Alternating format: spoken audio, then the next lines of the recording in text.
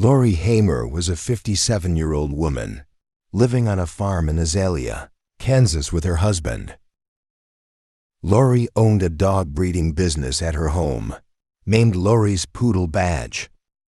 She bred poodles, Yorkies, and golden retrievers, and would also breed designer dogs, like golden doodles and Yorkie poos. Lori had 2 kennels for the dogs and another enclosed area for the puppies. Lori was described by her family as loving, helpful, and someone who never knew a stranger. She could talk to anyone, and they would instantly become friends with her.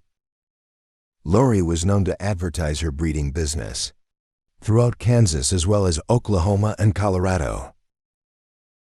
She also had a Facebook business account listing prices of puppies as well as their descriptions. On June 25th, Lori's husband, Ronald Heimer, went for wheat harvesting on the 80-acre farm. Lori was home alone. Her husband later said Lori had an appointment with a man that day to show him a puppy. It is unclear she met with the man or not.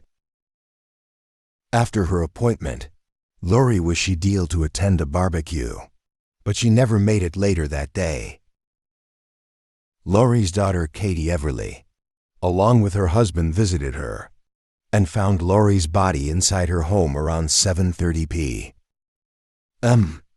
Not much information about the murder has been released to the public, although most sources label the murder as brutal. The family stated that they had seen blood on the floor, as well as on the walls. Robbery does not appear to be a motive, as everything in the house was in place and accounted for. Lori had about 50 dogs and puppies at the farm, and it is unclear if any were taken, as Lori was the sole owner and manager of the dog business, and no one in the family knows how many dogs she had prior to her murder. During their investigation, Vanessa's told police that there had been 2 vehicles in the vicinity of Lori's home around the time she was murdered. One of the vehicles was an older flatbed pickup truck, possibly a Chevrolet, which is described as beat up. The truck was maroon in color with a white front bumper, silver grille, and white style side mirrors. The driver was described as a man who was 50 years of age or older, with salt and pepper hair. The other vehicle was described as an oldest style, small pickup truck, possibly a Chevrolet S10, that was 2-tone blue, with dark blue on top and light blue at the bottom. The vehicle had a newer tailgate that appeared to have minimal damage when compared to the rest of the body of the truck. There may have been 2 animal cages or crates in the back. The driver of the second vehicle was described as a white male, approximately 40 years of age, with shoulder-length hair and wearing glasses.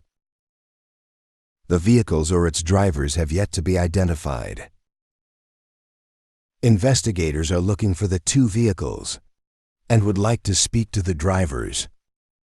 It is also worth noting that a man had shown up unannounced at Lori's home about a week before her murder. Lori had asked the man to schedule an appointment. It is unknown if Lori was meeting the same man on the day of the murder. There has been no arrests in the case, and it remains unsolved. A reward of $36,000 is currently being offered for any information that could lead to an arrest or conviction in the case.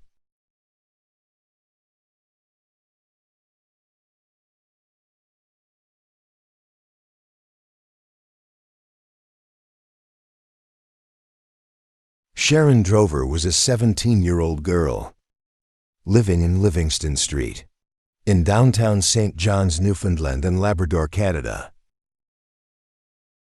Sharon and her sister to Reserve were born into poverty and were taken into foster care when they were little. When Sharon turned 16, She moved out of her foster home in Kelly Grooves and moved into a boarding house in Livingston Street, in downtown St. John's. She took a job at a McDonald's store on Kenmount Road. On December 28, 1978, Sharon left her boarding house for her 5 p.m. shift at the McDonald's. McDonald's was 4 kilometers from her home. She arrived at her workplace and collected her paycheck.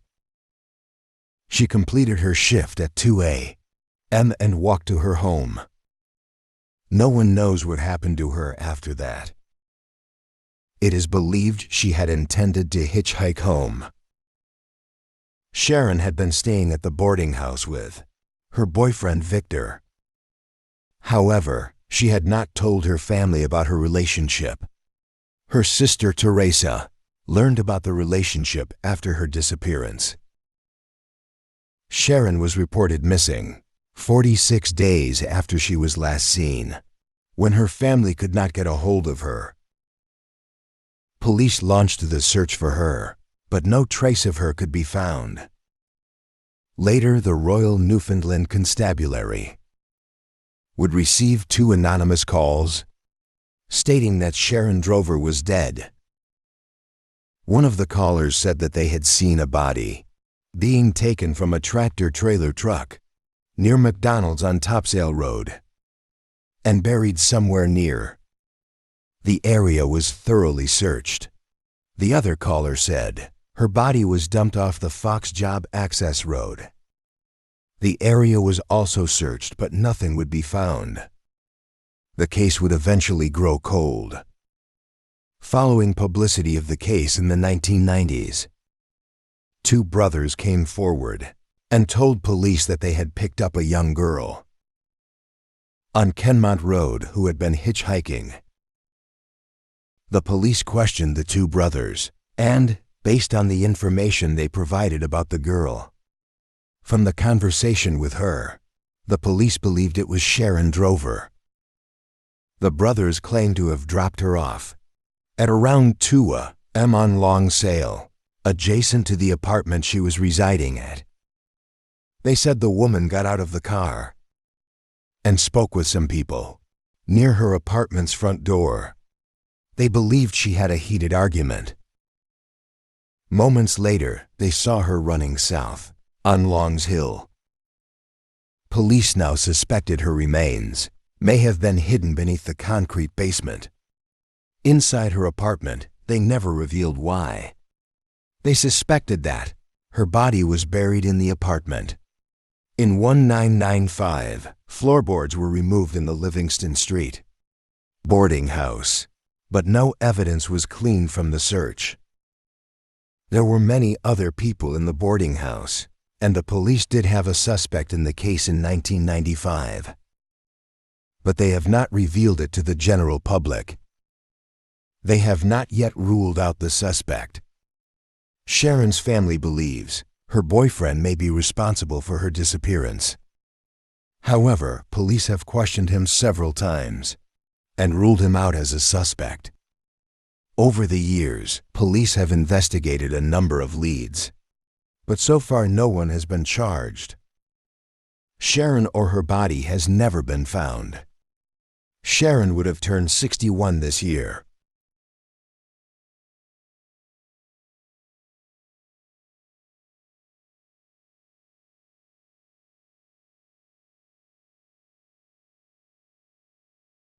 Denison was a 19-year-old girl living in Reno, Nevada. Caitlin was the oldest of her 2 siblings. She was described by her family as loving, friendly, and outgoing girl. She was especially close with her sister Rachel, who was 13 months younger than her. On January 9, 2018, Caitlin flew to Midland, Texas from her home in Reno, Nevada, with a man who lived there. Caitlin had met this man 6 months prior in Reno. Caitlin never told her family the man's name or what he looked like.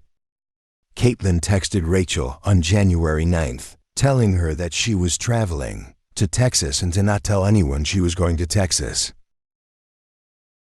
She also told her that she would call her at 2 p.m. and to make sure she picks up her phone at 2 p.m. Rachel was waiting for Caitlin's call. However, she did not call. The next day, Caitlin called Rachel from a Walmart in Midland. Caitlin was using the Wi-Fi of the store to call, as she did not have service on her phone. According to Rachel, Caitlin was scared and had wanted to come back home. The phone call lasted for about 2 minutes before Caitlin hung up the phone, as the man who was with her was approaching Caitlin in the same area of the store. Caitlin then sent her location and said in a text message, "This guy makes me a little scared for my life." She also stated that the man was mad because she would not let him lay a hand on her, and that she had pulled a knife on him when he touched her inappropriately. This would be the last time that Rachel would hear from her sister. Rachel tried contacting her, but was unable to get a hold of her. On January 12, 1918, Rachel and her father reported Caitlin missing to the police. The police launched an investigation into the case, and soon a witness came forward and reported that they had seen Caitlin with a truck driver in Midland, Texas. Police tracked down the truck driver and questioned him. He told police that Caitlin was looking for a job as an exotic dancer and was having a hard time finding one, as she had several self-harm scars. He said that she was hoping to find work in Texas. The man claimed that one night while he was sleeping, Caitlin packed up her things and left. He claimed he hasn't heard from her since. Caitlin had struggled with depression on and off and had been self-harming. At the time of her disappearance, she had been looking for a job as an exotic dancer. According to Rachel, Caitlin may have been pregnant. At the time of her disappearance, Caitlin's phone has not picked up service since that day, and it hasn't been found either. Police have not been able to check airport CCTV footage, as it is not known which airline Caitlin took or the flight number.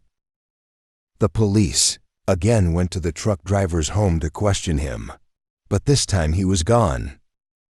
The police seem to have crossed him off the list, and they have not tried to locate him ever since. Police have not released the name of the truck driver seen with Caitlin, and Caitlin's family believe police are not taking the case seriously.